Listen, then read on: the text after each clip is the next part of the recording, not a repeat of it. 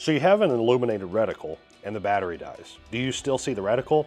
Well, in most cases it's etched, so yes you will. What they do is they actually, when they manufacture this glass, they will engrave with a laser and sometimes an acid etch, and they will etch in the reticle on the glass. And so it's completely independent of a battery source. So that illuminated function is a nice function to have, but if the battery dies, you could still have the old school etched reticle. That hasn't been around forever. Traditional scopes and even some cheaper scopes today actually just have a wire reticle of literally just a very, very thin wire just in your scope that actually forms the crosshair. Now, there are some major disadvantages with the old school wire technology. That is still somewhat around today because the wires certainly can break. And I've seen it happen. With an etched reticle, assuming the glass doesn't break, then you are, in most cases, going to be good to go. That's really the only failure point there.